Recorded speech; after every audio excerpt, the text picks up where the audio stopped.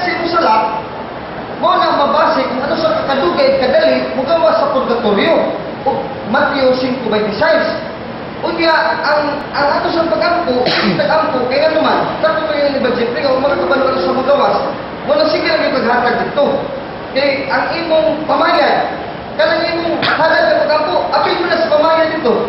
Kanang pamayan takaw ha, mingon ta our Father who art in heaven, holy be your name. Forgive us our sins as we forgive those who sin against us. Kanang ganang our Father, doon na indulensya naman, may naman sa patay na yung igsoon na namatay, pasaylo na yung igsoon na yung kaaway ka dito sa buhay pa mo kay, maldito itong manghura niyo mo, na naunag kamatay, na purgatorio. So kaya na mag-apo ka Our Father, napasaylo siya, nakuhaan ko yung sala. Kaya how many times na tumag-tumag niyo sa buhay ka pa? Di mo na magsigig yung Our Father, novena niya. Kaya wag yung dali, kung human sa to, isa mo kabalo ka sa sinigawas, ma-applikar mo sa ubang kala. Tanawa si San Pablo sa Pilimon 1:9 nga ang iyang mga maingkuha maplikar yung bayad sa utang ni Pilimon.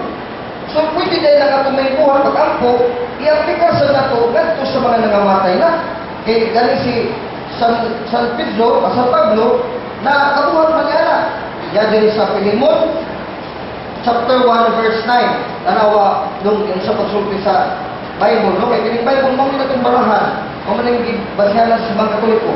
Ingon dito, Philemon chapter 1, verse, chapter 1, verse 19, guys. But if he has wronged you, you or owes anything, put that on my account. See? Kung nakasala sa Ginoo si Philemon, ibutang na sa ako kay mubayad anak. So pwede na nakabayad bilang sa pag-ampo, halad pa misa. Negatong bayad sa misa, dili na bayad sa sakramento mismo, kundi bayad na sa kahagos pare, halad po na simbahan, kaya dagdagan bulan ng simbahan. Di ba, Jim? Bayad na. Karang iiskutan yung bayad ba? Dili na yung bayad na sa iyang pag-ampo kanto sa Diyos, kundi bayad na sa kanang kahagos pare pa. Naghago ka ng pare, pero dili ang dibayran mo. Ang iyang kanang mga pag-ampo, wala bayad din na ito, ang iyang ang kahagos pare. Yan ang nasa Biblia nga suhulan yun ang kantong naghago. Na guys, Timoteo 5:17 nga ang Pangulo sa simbahan nga maayong lumala, dublihon ang suhol. Wala, dublihon kayo na itong suhol, pero dili na suhol nga bayad sa pag-ampo, kundi sa iya nagkahago. Now, nindot niya yung verse 19, balik ko nagbasa ng 22. Tingnan si St. Paul, I Paul, I'm writing with my own hand, I will repay, not to mention to you that you owe me even your own self. Besides, verse 22, for I trust that through your prayers, I shall be granted freedom. Pinagis yung pag-ampo, mabuhian ko sa kanang prisuhan, mabuhian ko na sa purgatorio, prisuhan ng purgatorio, sa kalag, pinagis ng pag-ampo, mabuhian ko sila dito. Pilimon mo ba? Pilimon 1:19-22. What would that mean sa Catholic Church? Every bit and piece of the Bible, isunod sa Katoliko, i-digest, ginagatas ko sa Pilimon lang, pagtulaw, luwas na tayo, wala na ning larawan, wala na ning bunyag. Imagine, yung Katoliko talang, yung tinigadalan, sigpit, tinigadalan ng simbang Katoliko. Pero bahala na sigpit, nagana na mga santos, sa walang sayo, niya wala na santos. Siguro nga, Katoliko may tinod niya, di ka na santos. Sige na. Bali, naibigan ko rin ang story about ni Lazarus and the rich man. Kaya ikot na. Pagkamatay nila, heaven and hell, then wala dyan yung state ito nga purgatory or even prison. So, dito, naibigan ko, nood kung nag-exist mo dyan siya, kung naman nag-exist mo dyan siya, then why not what basta mo state ito third character just to represent purgatory? Tinuod ba na dili? Kaya lagi na. Kadto siya, kadto si Lazaro, mautong utang, kaya katong dato, mautong utang. Mao na nga pagkamatay nila, ipakita nila, isulti nila sa Biblia na kadto langit ito dito purgatorio langit, mao bitaw tong katong impierno to, katong dito sa katong nahimutangan sa dato, impierno to, mao niampot siya, naghangyo siya nga, bisag patuan lang po nimo kung tubig gamay dito sa kung tungkol sa kainit, dito napita, kuha na siya, pakita to siya, ingon nga mao dito ang impyerno. Para nga, nihangyo siya, balik na to sa kalibutan, kay ito pa siya kay igsuon dito, kay iya sultihan nga tinuod yung gano'n na impyerno. Ngayon po ba na gano'n kung may pagkatuloy na mapahid sa kanatrahan kung pagkatuloy sa nato? Okay, okay, katong ngayon na, why nga purgatorio, tungkol kay, ang diskutan niya, ang katong mamaayo o ang dautan. Wa mamingon niya nga, katong dato, dumay ratong sa, dato man niya ngayong sa, muna ang nakita niya, ang impirno ra o ang katong tao nga nalangit. Maura na sa ipakita diya kay, ang katong tao, wa may laing tao niya kay mangita kag laing tao niya nga, para sa purgatorio nga, ang katong tawa na, dapo magsa, di ang napakita niya nga, katong impyerno ra o katong tao ang utang na langit. Mato, wa mo disebut dia o purgatorio kaya katong tao na nagkasala ko ug ka. Very good. Ang ako gusto ni ba Jeffrey dong kada ba sa kasulatan Luke 16 manano 19 to 32 na sa Gospels nagtugan nila sa daw kay David lagi ng impyerno. Pero sa ubang part sa bahan sa kasulatan naamo sa nagtugan purgatorio itong 1 Peter 2:19. Katong gapon sa Oh, tungkag may sala, butang nito, Judas 1:23, luwasag kita sa kalayo, at temporal na kalayo, di bang impyerno. 1 Corinto 3:15, muagig kalayo, doon na may kaluwasan ng kalag. 1 City, limpiyuhan pa ang ilang pagtuog, ilang mga buhat, pinagig kalayo. Unya, makahimaya sila sa ginupaghaman. Katulad mga David, hindi kalag butang sa pasuan sa mga kalag ng espiritu, purgatorio ito. So, pasagutin, makabasa na sa 1 Peter 3:19, pisuan sa kalag, wala na po'y langit, wala po'y impyerno. Amo na nga, argumento nga, hinimay ako nabasahan ka Dustin. Wala man lagi langit at impyerno din, pisuan mo ng kalag, sa tapawat din na, dahil kamutong langit at impyerno, kaya huwag itugan sa Textus Biblia. Pero ito sa like Textus Biblia, sa Luke 16, langit at impyerno. Sa Luke 16, kung tuwa mo nito langit at impyerno, huwag mo katiro, kung hindi ako sa 1 Peter 3:19, at ibuk mang kasulatan, ibuk na sa Diyos, to 2 Timothy 3:15-16. All scriptures is inspired of God. And it's used for teaching and doctrine. So doctrine na tanan kasulatan, delicate part na, ibig. Ano si dugang ko ba? Okay, question? So, ini question? Yes, Dr.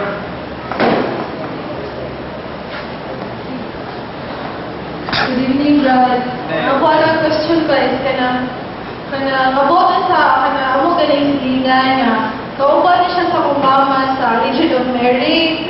Then, kani siya, laki ni siya, then namatay rin siya. Then, sa una, kauban siya sa kumama sa Legion of Mary. Then, ibalhin siya sa laing kanina, tinuhuan niya ng laing kulto. So, ibalhin siya pagka-kulto. Kaya, ang iyahang anak na babae, nagpakasal, untas, laki, normal lang ba sa tuwa ba? Then, pero ato matay, is mo rin contact illusion nga, ikasal siya, pero hindi ang katong laki, nga iyang pamanunod, hindi ang katong ginoo sa kulto ba? O, ato siya, so, nakita po, nakasal na po sila atong kulto, then, nagkato siya yung papa, nabalihin na sa dito, baka murag agni sa ganin siya, so, kaya ako pangutana is before siya namatay, kay nihawa siya atong na grupo, na-feel mo guniya nga, sa iyang kuan, sa iyang galing, kay wala ito'y kahubayan din iyang sakit, naman siya ibati nga sakit, daghan niya sa sakit din. Ang gibuhat nila dito, ang gitampa sa kulto, para ito maayos siya kay, ang bato, pagpapuluan ako ng tubig, ang katong tubig, ipainom nila. Hindi ko, saan na pag-ayos? So, hindi makasamot ba sa sakit ba? So, na-realize mo na kung brothers sa kumama ba nga, dili na siya maayo. So, nagpakuan siya nga, mo siya dito, ato nga, lugara. Sumot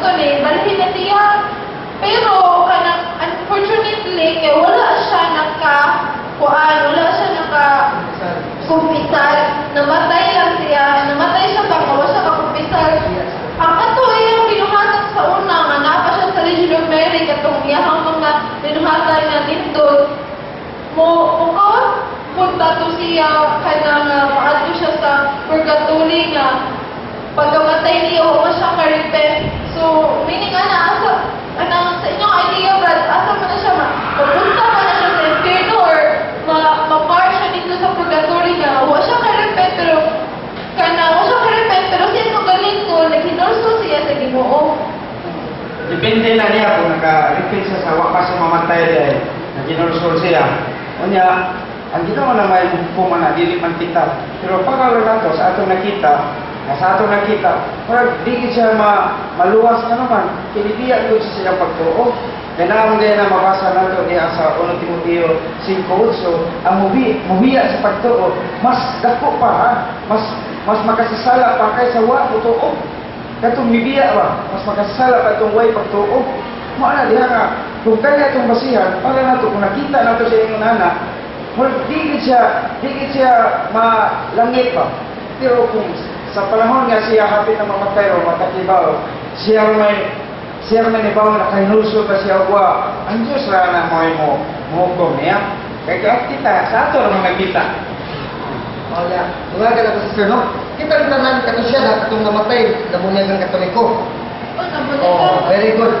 Muna kayo nindot na itong katoliko, kaya bisan mga tigol ka, maadto ka sa kulto, kung nabunyagan ta, kung makarepenta ka, diya sa kulto, because of the sacrament of baptism in our soul that leaves an indelible mark, kita tungsun yung Ginoo. Mautong kung nakahinulsol to sa pananglitan, ito yung ni Jeff, nakahinulsol, mapurgatorio ka to, di ba ito dahil madiretso ng interno? Gawas kung stubborn dito siya, nga bisan ibiya na sa kulto, pero wasa siya pagbasok, pag hinulsol, namatay yun siya nga state of mortal sin, kay idolatry man ang join ka kulto, impirno siya, malit paghukom sa Ginoo. Pero rest assured na kita, doon naman tayo paglaon. Walang 1 Thessalonians 5:19, we have to hope. Walang umulaon ta, walang kanunay ka mag-ampo. Walang kanto siya namatay, di sa matakabaran ng impirno ba na pagkatuloy, pamisahan niya, pagkatuloy siya, part niya po sa panupinahan, paampuan, tugtanan.